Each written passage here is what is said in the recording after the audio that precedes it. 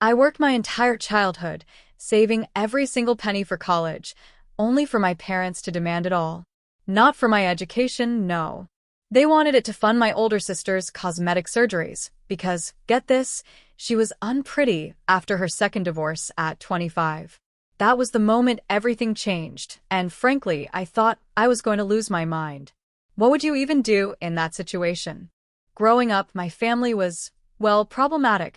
They liked to call themselves patriarchal, but really, it was just an excuse for blatant favoritism.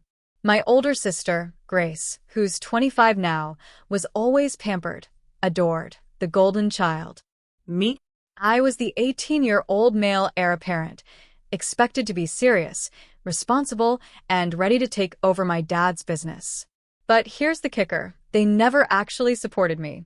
Instead, they pushed me away, telling me I had to prove my worth constantly. It felt like I was just a prop, there for decoration, while Grace was the star of the show. I can't stand Grace, and honestly, the feeling's mutual. It's always been this way.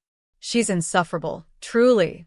She's never had a friend for more than 6 months, a boyfriend for more than 6 months. Even her 2 marriages couldn't last that long. And you know what? I don't blame anyone for leaving her. She's so wrapped up in her own entitlement, so convinced the world owes her everything, that she genuinely believes everyone else is the problem. Our parents, with their endless enabling, cultivated this monster. They made her feel like she could do no wrong, that everyone should treat her like a queen. Newsflash, Grace, the real world doesn't work like that. Sometimes my younger sister, Kelsey, who's 14, and I would joke that they only ever wanted one child, Grace, and we were just extras. But I'm so glad I have Kelsey. I love her more than anyone else on this planet, and my biggest goal is to get her out of this hellhole before they warp her mind like they did Grace's. They're trying, believe me. They encourage Kelsey to mimic Grace, but thank God, Kelsey's personality is the complete opposite. She's not falling for their manipulative crap. I know it's on me to protect her from our family's ridiculous, outdated beliefs. I have to. From the time I was a little kid, they hammered it into me. You're the man of the house. You'll take over the business. Men have endless responsibilities. They earn money. They provide. I never knew any different. But then my dad, in his infinite wisdom, said he wouldn't just give me opportunities. He wouldn't offer financial aid for college unless I could prove my worth as a man. I remember this lecture happening before my 11th birthday, when I just asked if friends could come over. He told me I was becoming a young man and needed to give up childishness. I wish I hadn't listened. So, at 13, I got a job. It started with dog walking, then dog sitting for neighbors. I love animals, and I was surprisingly good at it. It wasn't much, but it was my money. I saved most of it, dreaming of college. My parents were proud, but they never asked how much I made, or what I was saving for. They just checked my room for drugs or alcohol because, boys will be boys. They never found anything because I wasn't that kind of kid. I was naive back then, thinking my small savings would be enough for college. I also thought, deep down, that if I showed them how responsible I was, Dad would step up when the time came. This whole proving my worth thing? It made me feel like I never deserved anything from them, and honestly, I still do. Grace, on the other hand, never faced any of this. Her only expectations were to look pretty and marry well. That's it. I never saw her try in school, never saw her develop a hobby that wasn't about makeup or clothes. I remember when I was barely 10, we had to go to my dad's friend's house. Grace had a fever, looked awful. My parents were aghast. To them, a normal Grace was worse than a sick Grace. They forced her to go, just so she could be seen. It just made her even more unbearable.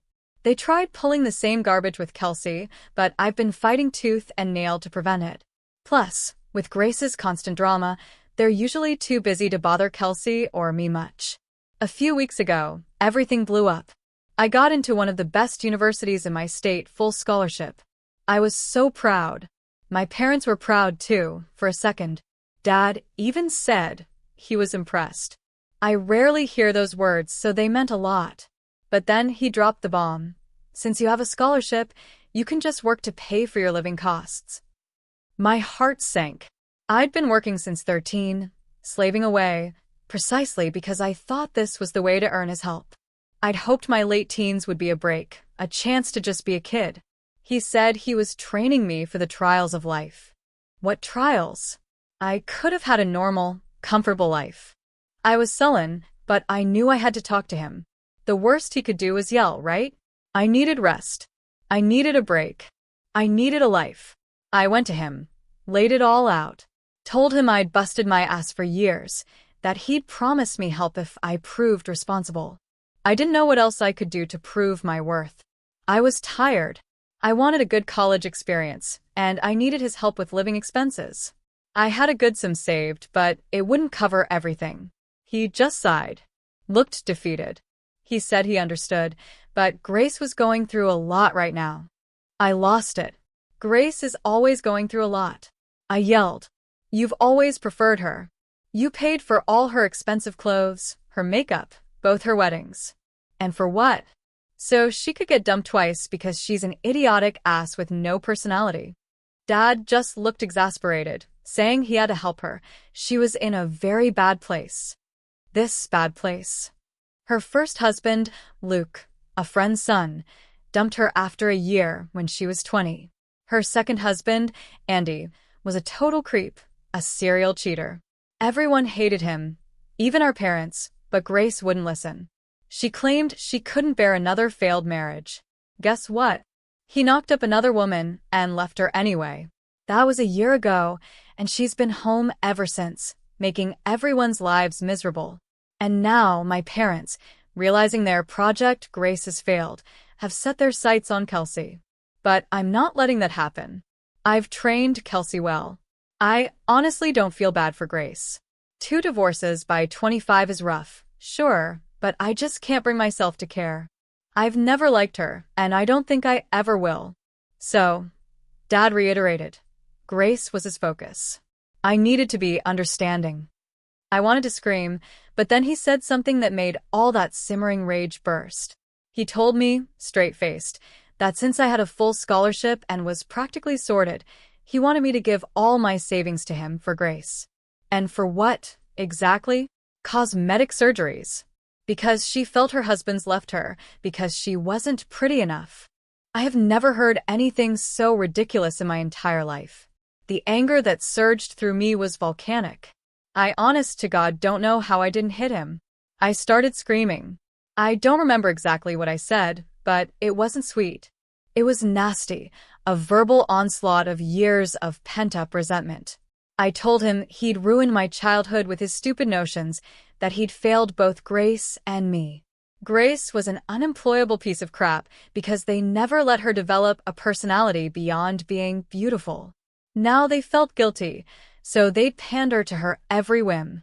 But there was no way I was letting him touch a single penny for Grace's glow-up. He stayed surprisingly calm, said he understood my frustration, but now was the time to stand by my family and do the right thing. I laughed. Do the right thing? You never did the right thing by me. All I've ever seen is favoritism and partiality. You think I'm just going to let all that go? I called him a fool for thinking I'd give Grace any money. Then I stormed out, totally broken. Logically, I knew I could survive college by working, but logic was gone. I was shattered. The crushing realization finally hit. No matter what I achieved, no matter how hard I worked, I would never be worthy enough for my family's love or acceptance. They had 2 kids. One was a young woman who couldn't stay married, never lifted a finger, and had everything handed to her. The other was me, constantly studying, working, always trying to prove myself, just begging for a shred of affection in return. It never happened. It was never going to happen. Grace was their favorite, and that was that. I knew I had to do something, and fast, to save myself and Kelsey. I couldn't go to my uncles. They'd sympathize, but Dad would just dismiss them, and it would backfire on me. The only people Dad listened to were my grandparents. They were the only ones who could put an end to this madness. By now, I didn't even want Dad's money. I'd accepted I'd do it all myself. Now, I was out for blood. I wanted the world, or at least my family, to know the truth behind their perfect facade. I called Grandpa. Had I known his influence, I would have called him years ago. I told him everything. Every single detail. Working since 13, his prove your worth speeches, the scholarship, Dad's refusal to help, and finally, the cosmetic surgeries. It was a long, hard call. Grandpa listened, didn't interrupt. He told me to calm down and wanted to meet in person. We met the next day at his place. I repeated it all. When I finished, he just asked what I wanted. I said I wasn't sure, but I was sick of the bias, the neglect. He simply said, "You have nothing to worry about. I'll take care of everything." That was last week. Dad kept pressuring me for my money, and Mom started with the emotional blackmail. But I refused to budge. I trusted Grandpa. I just couldn't wait for him to drop the hammer. I needed my vengeance. I needed justice. Guys, the blow-up happened. And it was even better than I expected. Seriously, I never thought it would boomerang back like this, but hey, no complaints from me. My grandparents called a family meeting. Dad, clueless as ever, thought it was just a casual lunch. Boy, was he wrong. Grandpa started by asking Dad what his plans were for Grace. Mom mumbled something, but Dad, trying to play it cool, said Grace wanted to enroll in college and they were weighing her options. Everyone at the table, except Dad, knew that was a lie. Grandpa wasn't in the mood for games. He turned to Grace, straight up asked her what courses, what colleges. She just stared blankly, no answer. The embarrassment on Dad's face was priceless, beet red. Then Grandpa looked at me, asked about my college plans. I told him about the scholarship and how I still needed help with living costs. He shot Dad a look that could kill.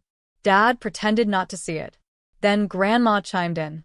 She didn't ask if Dad would help me, but how much he was giving me. Dad stammered that they hadn't discussed it. That's when I spoke up. Actually, we did discuss it, and he completely refused to help me out. Grace kicked me under the table, but I didn't care. It was all coming out. Dad nervously chuckled, calling it silly banter. My mom was glaring at me, hard enough to melt steel. If looks could kill, I'd be 6 feet under. I retorted. It wasn't banter to me. He even asked me to give up all my savings to fund Grace's cosmetic procedures. Slam, Grandpa banged his hand on the table. He asked Dad if it was true.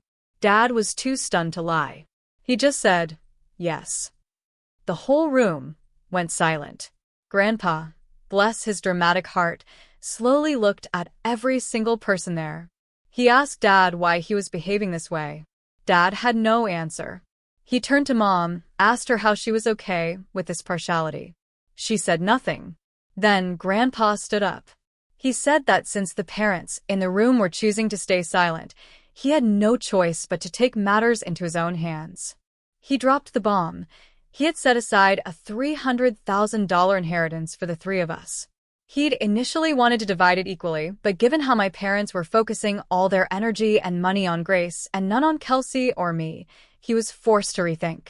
Grace, he announced, will receive $30,000. The remaining $270,000 will be divided equally between Kelsey and my name. My jaw hit the floor. $135,000 each? That's insane money. I never even told Grandpa I wanted more money. This was entirely his decision.